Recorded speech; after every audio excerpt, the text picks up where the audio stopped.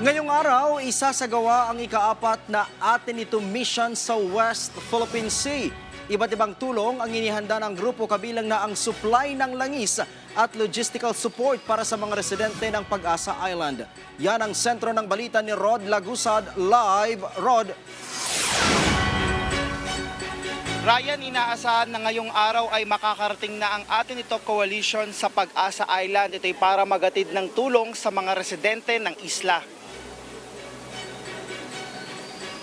Matapos na mantala ng ilang oras ang pag-alis mula sa Maynila, inaasahan ng makakarating ang MV Kapitan Felix Oca, ang barko ng Atenito Coalition sa Pag-asa Island ngayong araw. Ito na ang ikaapat na civilian mission at ang pinakamalayong mararating ng grupo. Dala ng grupo ang iba't ibang tulong para sa mga residente ng isla. Kabilang narito ang food packs para sa bawat pamilya sa Pag-asa. Kasabay nito, ang atid na school supplies para sa mga mag-aaral sa isla. Magkakaroon tayo ng konting adjustment sa ating itinerary. We still hope to arrive there ng May 2. Yun lang, malamang mga hapon na tayo darating doon. Pero sakto lang para makapag-concert pa tayo. At yun naman yung gusto nating ihatid na makapag-ganap ng cultural night sa Pag-asa Island.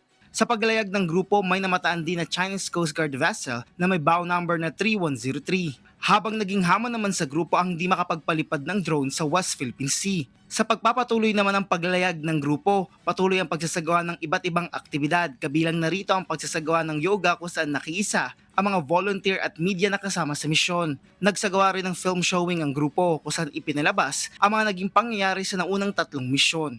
Samantala, una nang dumating sa Pag-asa Island ng ML Chawi, ang support at supply boat at advance party ng Atenito Coalition bago mag-alas 4 ng hapon kahapon. Kaugnay nito, sinimulan na ng grupo ang pagbaba sa bangka ng mga food at fuel supply na kanilang ipamamahagi sa mga residente sa isla.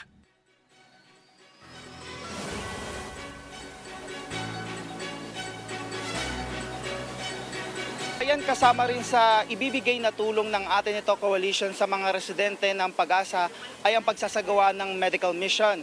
As of 11:37 AM ay nasa layong 60.36 nautical miles na lang ang barko ng Atenito Coalition, ang MV Kapitan Felix Oca, mula dyan sa Pag-asa Island. At maidagdag lang natin, itong nasa likod ko, ito yung jet ski na gagamitin para sa kanilang isasagawang patriotic jet ski flag ride na pangungunahan nga ni Akbayan Representative Dada Kiram Ismulan.